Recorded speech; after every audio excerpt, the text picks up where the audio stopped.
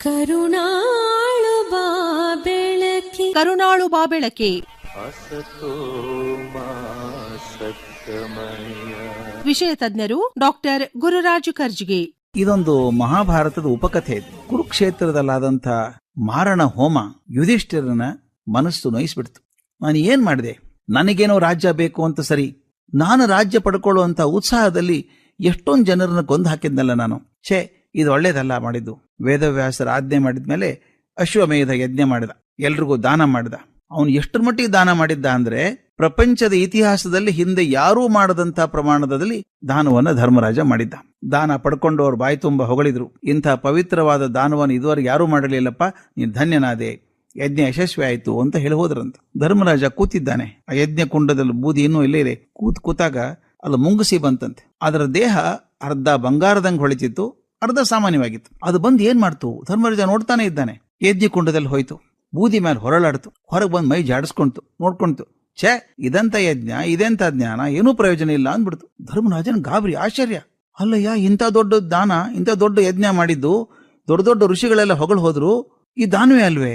ಮುಂಗ್ಸಿ ಹೇಳ್ತಂತೆ, ಆ ಬಡ ಬ್ರಾಹ್ಮಣ ಮಾಡಿದ ದಾನಕ್ಕೆ ಹೋಲಿಸಿದ್ರೆ ಇದೆಂತ ದಾನಯ್ಯ ನಿಂದು ಅಂತಂತೆ. ಯಾವ ಬ್ರಾಹ್ಮಣ, ಏನ್ ದಾನ ಅಂತ ಧರ್ಮರಾಜ ಕೇಳಿದ. ಮುಂಗ್ಸಿ ಹೇಳ್ತು, ಬಹಳ ವರ್ಷಗಳ ಹಿಂದೆ ಇದೇ ಕುರುಕ್ಷೇತ್ರದಲ್ಲಿ ಒಬ್ಬ ಬ್ರಾಹ್ಮಣರ ಸಂಸಾರ ಇತ್ತು. ಇಲ್ಲಿ ಮನೆಯಲ್ಲಿ ಹೆಂಡತಿ, ಮಗ, ಸೊಸೆ ಒಂದಿಗೆ ಬ್ರಾಹ್ಮಣ ತೃಪ್ತಿಯಿಂದಿದ್ದ 4 ಜನ.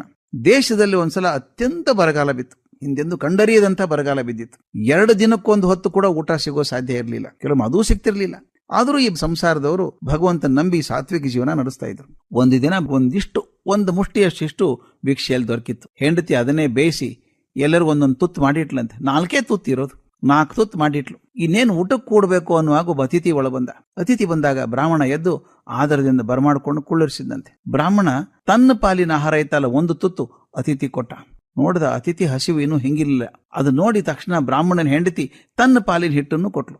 ಇನ್ನು ಅತಿಥಿ ಅರ್ಧ ಹೊಟ್ಟೆ ತುಂಬಲಿಲ್ಲ ಅಂತ ಅನಿಸ್ತು. ತಕ್ಷಣ ಮಗ ಬಂದು ತನ್ನ ಪಾಲಿನ ಕೊಟ್ಟ. ನಂತರ ಸೊಸೆ ತನ್ನ ಪಾಲಿನ ತುತ್ತನ್ನು ಕೊಟ್ಲು. ನಮಸ್ಕಾರ ಮಾಡಿದ್ರು. ನಂತರ ಬ್ರಾಹ್ಮಣ ಹೇಳಿದ, ಸ್ವಾಮಿ, ಇನ್ನು ನಮ್ಮ ಹತ್ರ ಕೊಡೋಕೆ ಏನೂ ಉಳಿದಿಲ್ಲ, ನಮ್ಮ ಅಶಕ್ತತೆಯನ್ನು ಕ್ಷಮಿಸ್ಬೇಕು ನೀವು ಅಂತ ಕೈ ಮುಗಿದ. ಆಗ ಅತಿಥಿ ಎದ್ದಿಂತು ತನ್ನ ನಿಜರೂಪವನ್ನು ತೋರಿಸಿದಂತೆ ಆತ ಸಾಕ್ಷಾತ್ ಯಮಧರ್ಮ. ನಿಮ್ಮ ಆತಿಥ್ಯಕ್ಕೆ ನಾನು ಮೆಚ್ಚಿದ್ದೇನೆ ಮಕ್ಕಳೇ, ಈ ದೇಹದ ಬವಣೆಯನ್ನು ಸಾಕು ನಿಮ್ದು, ಎಷ್ಟು ಬಡತನ ಸಾಕಿನ, ನಿಮಗಾಗಿ ಸ್ವರ್ಗದ ಬಾಗಿಲು ಬಂದಿದೆ, ವಿಮಾನ ಬಂದಿದೆ, ನಡೀರಿ ಹೋಗೋಣ ಅಂತ ಹೇಳಿ ಅವ್ರನ್ನ ದೇಹ ಸಮೇತವಾಗಿ ಸ್ವರ್ಗಕ್ಕೆ ಕರೆದೊಯ್ದಂತೆ.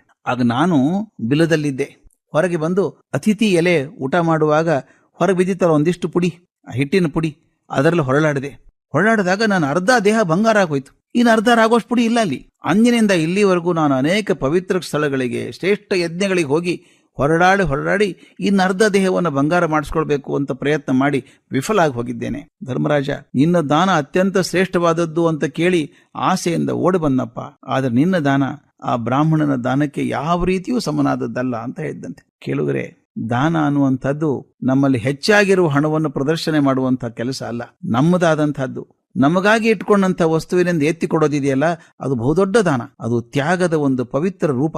ಯಾವಾಗಲೂ ತಿಳ್ಕೋಬೇಕು, ದಾನ ಅಂದ್ರೆ ಹೆಚ್ಚಿಗೆ ದುಡ್ಡನ್ನು ಕೊಡೋದಲ್ಲ.